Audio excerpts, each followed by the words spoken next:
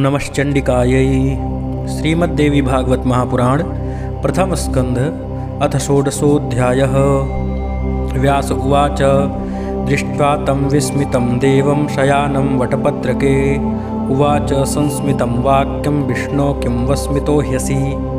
व्यास जी बोले, इस प्रकार वटपत्र पर सोए हुए उन भगवान विष्णु को अत्यंत आश्चर्य हुआ। देख करके मंद मंद मुस्कान करती हुई देवी ने यह वचन कहा कि विष्णु, आप विस्मय में क्यों पड़ गए?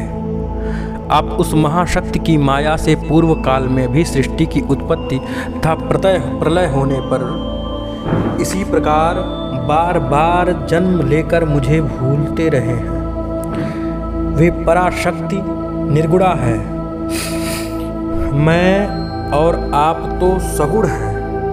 जो सात्विकी शक्ति है उसे आप मेरी ही शक्ति समझिए। आपके नाभि कमल से प्रजापति ब्रह्मा उत्पन्न होंगे। वे ही रजोगुण से युक्त होकर समस्त ब्रह्मांड की सृष्टि करेंगे।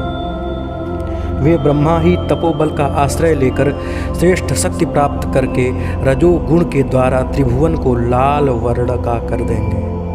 गुणों सहित पृथ्वी, जल, अग्नि, आकाश और वायु, इन पंच महाभूतों की एवं मन के साथ इंद्रियों तथा उनके अधिष्ठात्र देवताओं की रचना करके वे बुद्धिमान ब्रह्मा जी जगत की सृष्टि करेंगे। इसी कारण वे कर्ता कहे जाएंगे और आप इस विश्व के पालक होंगे। उनके क्रोध करने पर उनकी भौहों के मध्य भाग से रुद्र उत्पन्न होंगे। हे महामते, वे ही रुद्र घोर तप करके तामसी शक्ति प्राप्त कर कल्प के अंत समय में सृष्टि का संहार करेंगे। इस प्रकार मैं आपके पास आई हूँ, इसी कारण आप मुझे वही सात्विकी शक्ति समझिए। हे मधुसूदन, मैं यहीं रहूँगी। मैं तो सर्वदा आपके ही पास रहती हूँ। आपके हृदय में मैं निरंतर निवास करती हूँ। विष्णु बोले कि हे देवी, हे वरारोहे, कुछ समय पूर्व मैंने स्पष्ट अक्षरों में जो आधा श्लोक सुना था वह परम कल्याणप्रद तथा रहस्यमय वाक्य किसने कहा था? हे वरारोहे, यह मुझे शीघ्र बताइए।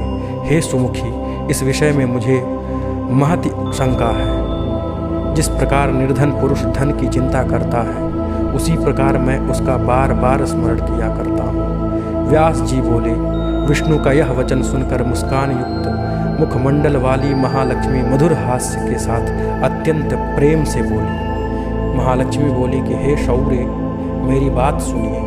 मैं सगुण रूपा चतुर्भुजा भगवती हूँ। आप मुझे जानते हो या नहीं जानते, किंतु मैं सब गुणों का आलय हूँ, निर्गुणा भी हूँ।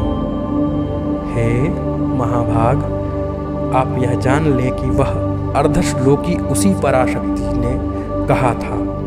आप उसे सब वेदों का तत्व स्वरूप कल्याणकारी तथा पुण्यप्रद श्रीमद्देवी भागवत समझिए। हे शत्रुमर्दन, हे सुब्रत, मैं भगवती की परम कृपा मानती हूँ, जिसने ऐसा गुप्त एवं परम रहस्य मंत्र आपके कल्याण के लिए कहा है।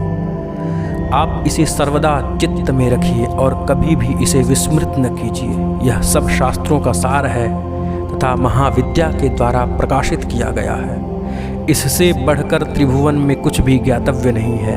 आप निश्चय ही देवी के परम प्रिय हैं, इसलिए उन्होंने यह मंत्र आपको बताया। व्यास जी बोले कि महादेवी, लक्ष्मी के इस वचन को सुनकर चतुर्भुज भगवान विष्णु ने इसे सर्वश्रेष्ठ मंत्र समझकर सदा के लिए हृदय में धारण कर लिया। कुछ दिनों के बाद उनके नाभि कमल से उत्पन्न ब्रह्मा जी दैत्यों के भय से डरकर भगवान विष्णु की शरण में गए। तब वे भगवान विष्णु भयंकर युद्ध करके मधुकैटभ का वध कर उस विशद अक्षरों वाले अर्धश्लोक रूप मंत्र का जप करने लग गए। भगवान वासुदेव को जप करते हुए देखकर प्रजापति ब्रह्मा जी ने प्रेम पूर्वक कमलापति से पूछा कि हे देवेश, हे पुंडरीकाक्ष, हे जगदीश्वर, आप किसका जप कर रहे हैं? आपसे भी बढ़कर दूसरा कौन है जिसका ध्यान करके आप इतने प्रसन्न हो रहे हैं? विष्णु बोले कि हे महाभाग, विचार कीजिए कि आप में और मुझ में जो कार्य कारण स्वरूप शक्ति विद्यमान है, वे ही भगवती शिवा हैं, जिनके आधार पर एकारणव महासागर में यह समस्त जगत ठहरा हुआ है। जो महाशक्ति साकार असीम तथा सनातनी भगवती हैं, और यह समस्त जड़ चेतन संसार जिनके द्वारा रचा गया है, वे ही जब प्रसन्न होती हैं तब मनुष्यों के उद्धार के लिए वरदायिनी होती हैं। वे ही सनातनी परमा विद्या हैं, संसार के बंधन एवं मुक्ति की कारण स्वरूपा हैं, और वे ही सभी ईश्वरों की भी स्वामिनी हैं। मैं आप तथा समस्त संसार उन्हीं के चैतन्य शक्ति से उत्पन्न हुआ है।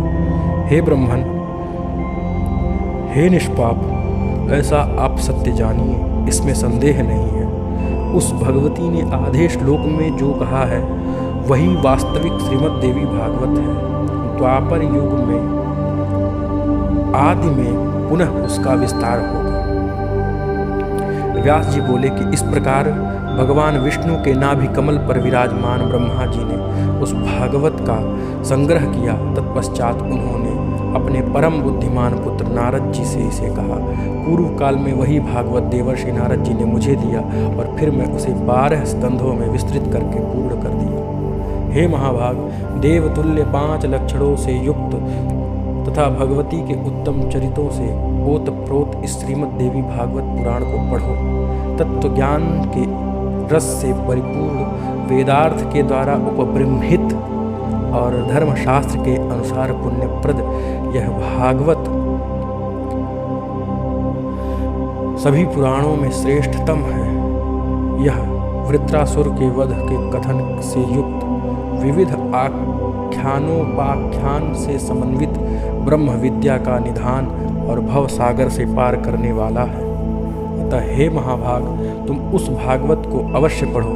तुम अत्यंत बुद्धिमान और योग्य हो। हे नरश्रेष्ठ, यह श्रीमद् देवी भागवत नामक पुराण पुण्यप्रद है। तुम इसके 18,000 श्लोकों को हृदयंगम कर लो।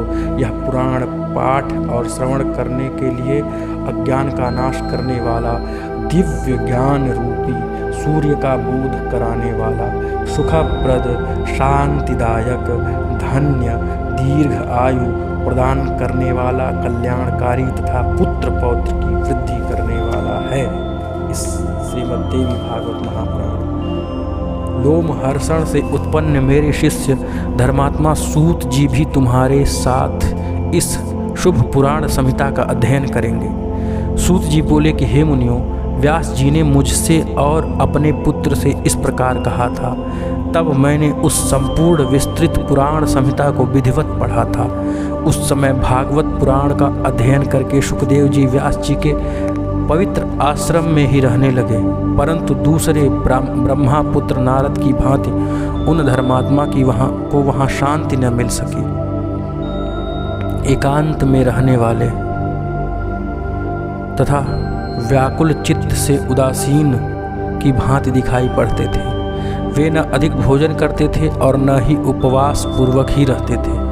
इस प्रकार अपने पुत्र सुखदेव को चिंतित देखकर व्यास जी बोले कि हे पुत्र, तुम क्या चिंता करते हो? हे मानद, तुम किस लिए व्याकुल रहते हो? ऋणग्रस्त निर्धन व्यक्ति की भांति तुम सदा चिंता करते रहते हो।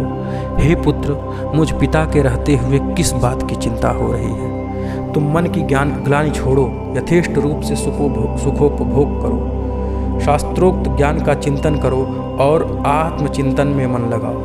हे सुब्रत, यदि मेरे उपदेश से तुम्हें शांति नहीं मिलती तो राजा जनक के द्वारा पालित मिथिलापुरी चले जाओ। हे महाभाग, वे विदेह राजा जनक तुम्हारे मोह का नाश कर देंगे, क्योंकि वे सत्य, सिंधु तथा धर्मात्मा हैं। हे पुत्र, उन राजा के पास जाकर तुम अपना संदेह दूर करो और वर्णाश्रम धर्म के रहस्य को उनसे यथार्थ रूप से पूछो। हे राजर्षि, जीवन मुक्ति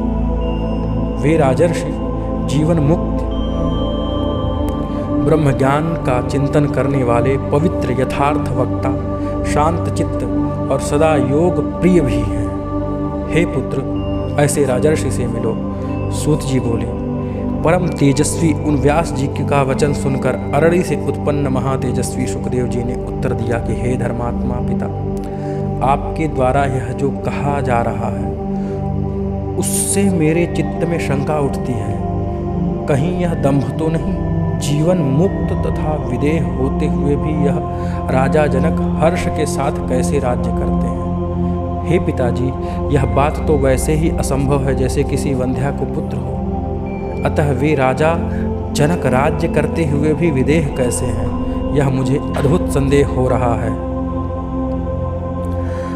अब मैं नृपश्रेष्ठ विदेह जनक को देखना चाहता हूँ कि वे जल में कमल पत्र की भांति संसार में कैसे रहते हैं। हे तात, उनके विदेह होने के विषय में मुझे बड़ा संदेह हो रहा है। वे वक्ताओं में श्रेष्ठ, सौगतों की भांति वे भी मोक्ष की एक दूसरी परिभाषा तो नहीं। हे महामते, भला भोगा हुआ भोग अभोग और किया हुआ कर्म अकर्म कैसे हो सकता है? इंद्रियों का सहज व्यवहार कैसे छोड़ा जा सकता है? एक पुत्र का अपनी माता, पत्नी, बहन तथा किसी असती स्त्री के सदा साथ भेद अभेद का संबंध क्यों नहीं होगा? ऐसा होने पर जीवन मुक्ति कैसी? यदि जिह्वा कटु, क्षार, तीक्ष्ण, कषाय, मधुर आदि स्वादों को जानती है तो वे अच्छे पदार्थों का रसास्वादन करती ही होंगी। यदि शीत और उष्ण, सुख दुख का परिज्ञान उन्हें होता होगा तो यह भला मुक्ति कैसी?